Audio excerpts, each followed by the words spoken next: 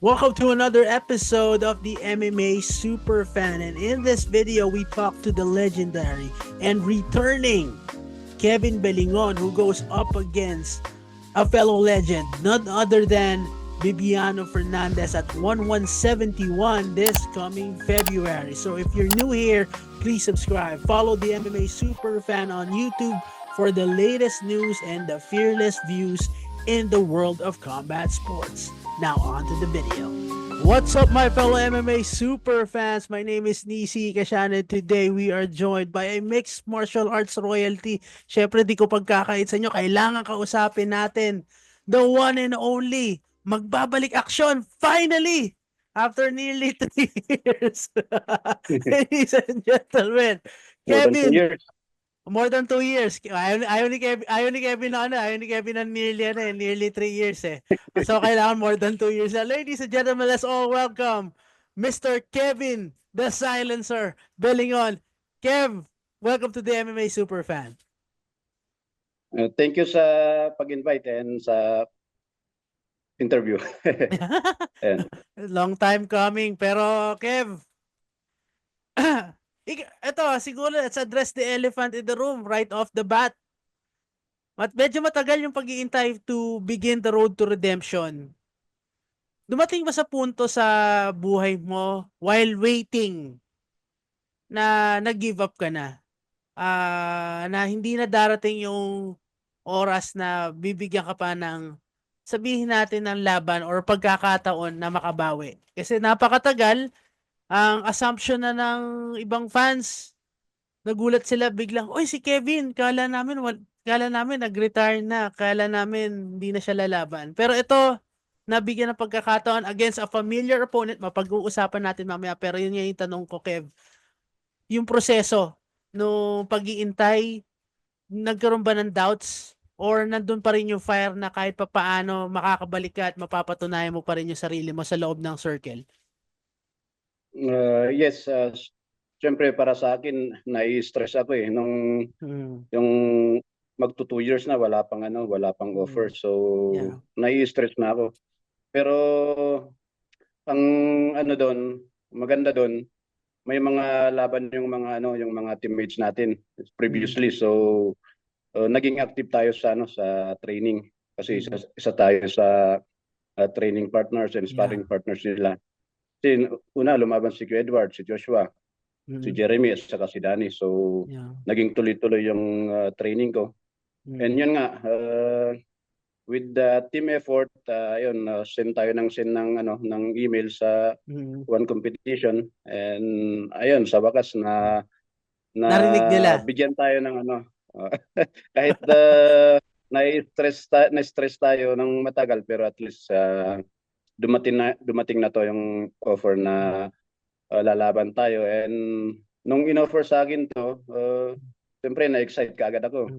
And isa pa, na-surprise kasi di ko na-expect na si Bibiano yung makakalaban natin eh. So, ayun.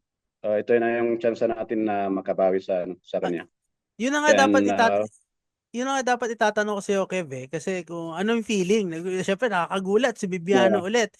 Yun nga, sa mga di pa nakakaalam, pero for sure, alam nyo na, most na nanonood sa atin at nakikinig, si Kevin ay magbabalik action. He returns to action on February 20, 2025 at 1171, nagaganapin sa Qatar at the Lusail Sports Arena, Middle East.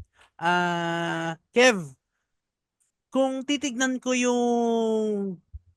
yung record mo, ang feeling ko parang first full circle moment in a different way because nung binitawan mo yung belt kay Bibiano ng March 2019, doon nagsimula yung pinakasabihin natin, for lack of a better term, pinakamapait na phase ng career mo. Ngayon babalik ka doon sa nagsimula. Sa mga hindi nakakaalam, you lost the title via DQ in Japan of March of 2019. Tapos after nearly 6 years, eto ulit, babalikan mo si Bibiano. Pero ngayon, may hangad ka for redemption, may hangad ka ma-break yung losing skid na nagsimula mula sa event na yon, mas ginaganahan ka ba? Kaya mo tinanggap? Kasi sa perception ng iba, parang there's no point of doing it eh. Kasi nakaapat na labang kayo. Pero siguro to convince the majority of the audience, bakit meron ka pa rin point to prove against a person like Bibiano Fernandez? Para lang mabigyan natin ng konteksto, saan ka nanggagaling, bakit gutom na gutom ka, bakit hanggang ngayon gusto mo pa rin makabawi kay Bibiano Fernandez? Yes, yung mga previous na laban namin, yun, I take it as a lesson na lang, yung mga Ah, ah. laban na yun. And yung feeling nga, parang title shot ulit eh, yung lalabanan natin. So, ayan kasi, panglimang, panglima na to eh, na maghaharap kami eh. Pero, Ah, salamat sa Juan kasi binigay yung ah, opportunity na to kasi ito lang mm, yung, I think, last chance ko sa mm, kanya para makabawi tayo to even the ah, score. ah, So ito na yung chance natin para makabawi and i-redeem yung sarili natin and to prove na meron pa rin yung fire and kaya pa natin, malakas pa tayo. So mm. ayun, kailangan Y- paghanda ng gusto and ayun, kailangan manalo. Kev, yung first 4 fights, lahat world title. Ngayon, this is going to be different. Ito pa 5 kasi ito non-title was 3 rounds. Kev, ngayon ba talagang merong sabihin natin pressure because you only have 3 rounds to work and to really prove yourself against a guy like Bibiano Fernandez na, alam mo yan, familiar na kayo sa strength and weaknesses nyo pareho. Para sa akin, merong pressure pero normal naman 'yun. Mm. Bawat athlete may pressure pero More of ang excitement ba? importante yeah, more on excitement and kailangan natin mag-focus lang and yung confidence natin kailangan Mm. 100% para sa Mm. laban na to. Mm. Kev, nasabi mo nga kanina na parang kahit matagal kang naghintay, naging active ko pa rin sa ensayo. Obvious naman, very obvious. 2023, you got promoted. Long and overdue promotion sa BJJ. Nag-gold ka pa, nagkaroon ka ng dalawang podium finish. Dalawa, tatlo, hindi ko na maalala eh, pero Dalawa. dalawang podium finish. Ah, yung ba yung tinitignan mo silver lining heading to this fight? Kasi, yes, nakaka-stress mag-intay ng laban, but at the same time, you capitalize yung, sabihin natin, yung pag-iintay by improving yourself para by the time na may tumawag sa iyo or by the time na merong mag-abot sa iyo ng isang laban, ready ka and they would see a different version of you na hindi nila nakita in the past. Yes, yung nga natingga tayo ng matagal and parang it's a blessing din kasi yung time na yon hindi naman nasayang kasi yun nga nagtumutok tayo sa BJJ under Prof. Gibran, nag-compete tayo and then ayun sumabay tayo sa training ng mga teammates natin ang lumaban nung huli. So parang yun na yung preparation ko para sa laban na to eh. So Ah, we did not lose hope na mabigyan tayo ng laban. So ayun, di stress pero hindi ganun kadismayado. Kasi Masa- talagang masasabi mo inaantay ko yung bang offer eh. masasabi mo ba yung ano mas matimbang, yung hunger or yung stress during that period? Uh, Parang nag-ano eh. Pero Naglalaban. naglalaban. Ah, Pero siyempre yung gusto ko talagang makabalik sa ring. ah, So ayun, train ako ng train and di ko sinayang yung time na yon. ah, Kasi yun nga, sabi ko, yung kailangan natin tumulong sa mga teammates natin na ah, lumaban nun eh. So, ayun. At least naging active pa rin tayo sa training, sa gym. mm. And doon ko na lang, sa panchimbag ko na lang pinupunta yung stress ko. Lahat ng frustration. Kev, lagi ko tong sinasabi. Itong mga klase na situation na to, delikado. Kasi the more na nagkakaroon ng installment, the more na nagkakaroon ng parang part 1, part 2, part 3, mas nagiging pahirap ng pahirap yung pag-iensayo dahil alam niyo na alam niyo na yung alam ng galaw niyo isa't isa. Ito, this is unprecedented kasi Panglima, Ah, nataasan mo pa, actually nataasan mo pa si Manny Pacquiao tsaka si Juan Manuel Marquez, pati si Ken Shamrock tsaka si Tito Ortiz. Ganun yung labas yun nga, ng rival. history to sa one eh. Tsaka rivalry that started in 2016 na matatapos ng 2025. Sinong 9 years. 9 years, Kev. 9 years in the making. Itong ano nyo, itong rivalry nyo. Pero Kev, sige, sabihin na natin na you were out for over 2 years. Pero what's different ngayon sa pagpe-prepare mo for Bibiano compared dun sa apat? Mas masasabi mo bang mas pulido? Mas may choice ka na o mas sabihin natin mas gamay mo na si Bibiano or mas meron kang bagong natutunan na gusto mo ipakita kay Bibiano, hindi lang kay Bibiano pero sa buong mundo na nakatutok sa'yo pati din sa mangyayari yung fifth fight niyo ni Bibiano. Ngayon, yun nga, may pressure dito kasi para sa akin, gusto ko talagang makabawi and to Yeah. prove na kaya ko pa.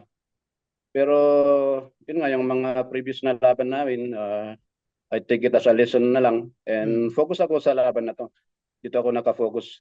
And yung mga nakaraan nga, tinutukan natin yung BJJ and happy ako sa team ko ngayon. Yun ang masasabi ko. Happy ako na sila yung mga teammates ko. Parang kompleto kami. Kompleto yung ano. Kung kumpara natin sa pagkain, kompleto yung regado eh. Oo. So, ayun. Happy ako ngayon. And I Kala believe ko na buffet ang sasabihin mo. I believe na ano yung game plan namin dito para sa laban na to is maganda, solid yung game plan natin dito. Oh, pero secret muna. Secret muna Oh, syempre. kasi naspayan na Sa laban na lang sa, ano, sa sa laban mga na hindi lang matitignan. nakakaalam, naspayan si Kevin nung pang-apat na laban pero hindi na natin sasabihin Oo, kung sino. pero So top at secret least 'yan. lesson learned. Alam na natin ng ano kung Kev, may papadala ulit. Kev, ayun na nga nabanggit mo nga with Lions Nation. This is the first time that you would step inside the circle representing Lions Nation MMA. Yes, yes. This is a team that you founded with Edward, Joshua, and Honorio. Tapos sumunod sila Jeremy, Danny, Edward Kelly, and Defense. Stephen. Uh, Kamusta? This is kahit papaano, lumang kalaban pero bagong yugto para sa karir mo. 2023 nyo in-establish yung team pero kahit papaano, sabi nga nila, it's better late than never. And finally, you would wear that signature black and gold in your next outing. How does it feel? Kahit papaano ba meron kang nakikita parang, oy, at least ito bago. May ibang kulay naman. Yes, yes. Siyempre masaya at saka excited na i-represent yung Lions Nation MMA kasi Yeah. yun nga ito yung pinakaunang laban ko na i-represent yung team. So kailangan maganda yung ano. Siyempre para sa akin talagang pag-iigihan ko yung training ko para hindi tayo maano sa laban. And kailangan natin i-prove na nag-improve tayo. So Yeah. yun yung isang goal ko dito na gusto kong patunayan na nag-level up tayo Yeah. sa larangan ng MMA.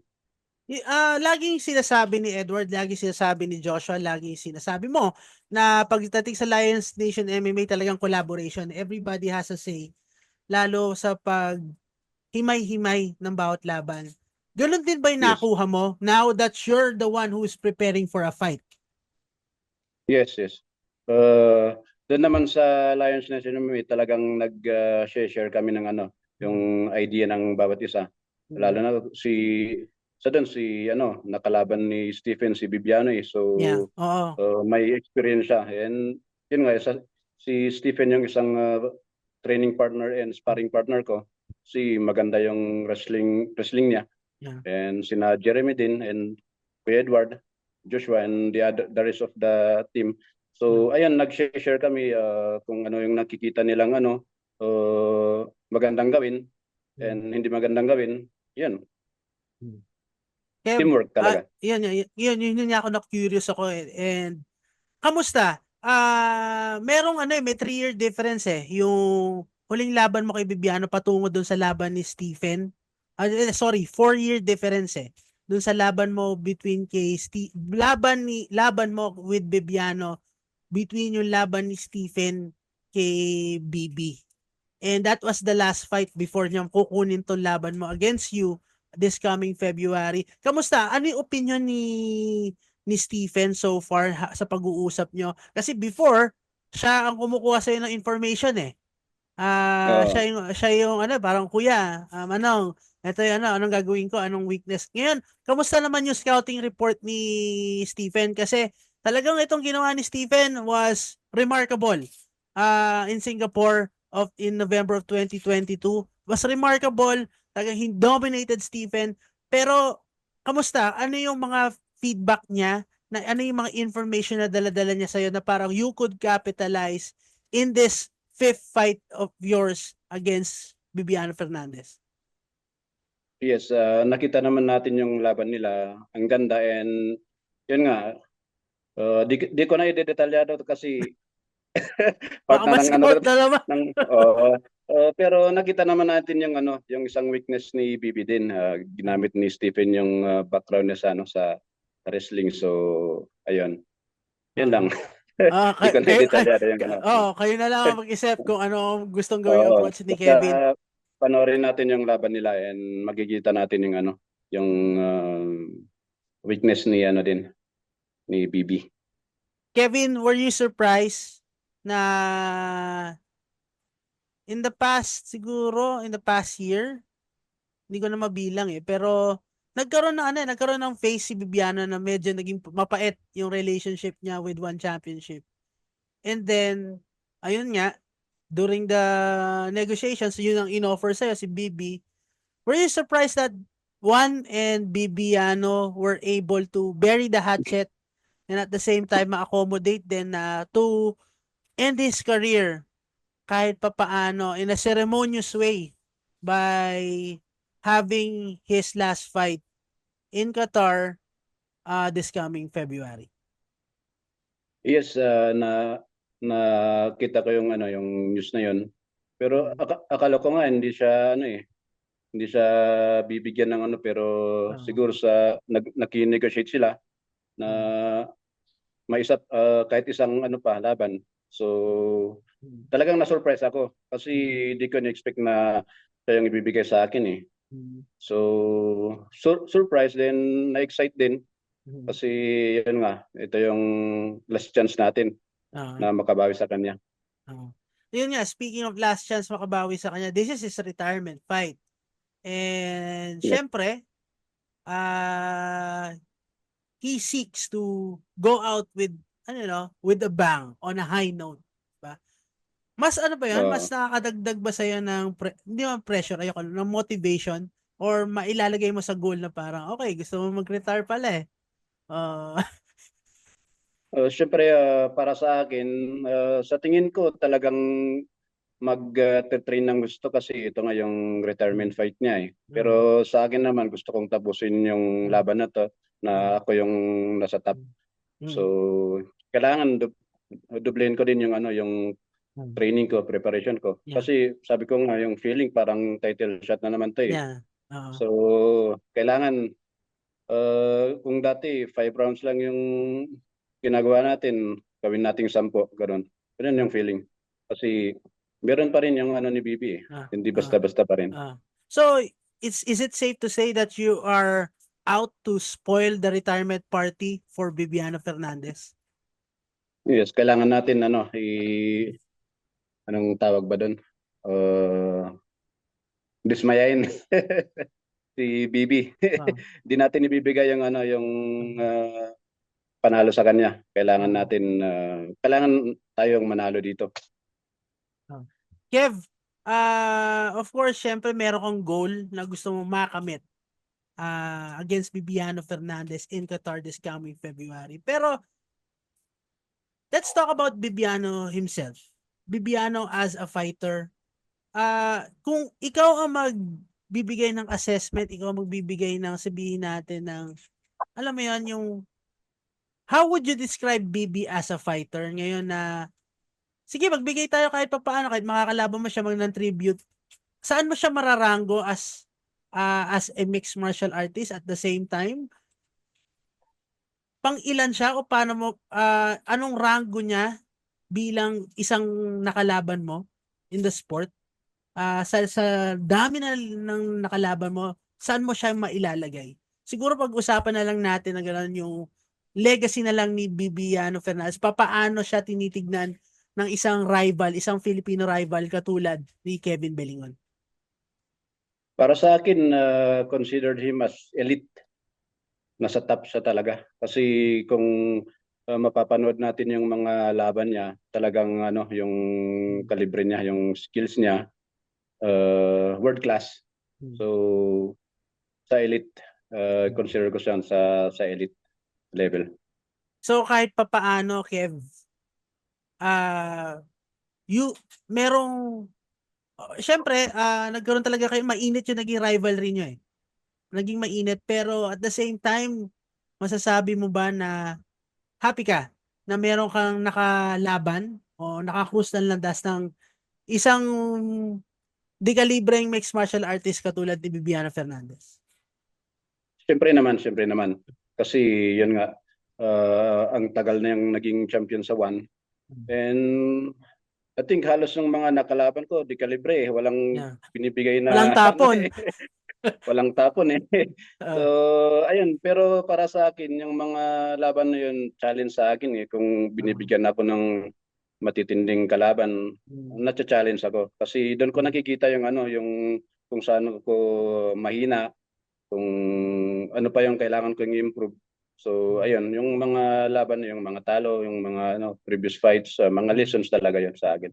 So, hopefully yung mga lessons na yun magagamit ko sa laban na to and the future fight and other fights. Kev, obviously, linawin lang natin for the audience na ito ka lumalaban ko ulit, wala ka pang balak mag-retire katulad ng makakalaban mo this coming February. Pero from here, anong balak mo? Of course, syempre gusto mo muna makuha yung panalo kay Bibiano Fernandez, pero meron bang sabihin natin kahit konting kilite from your end na you really want to show na ito pa yung kaya mo para makita nila na deserve mo na magkaroon ka pa ng activity, ma-maximize mo yung 2025 mo para hindi ka na matagal maghintay katulad dati? Yes, kailangan talaga para sa akin, kailangan ko i-prove na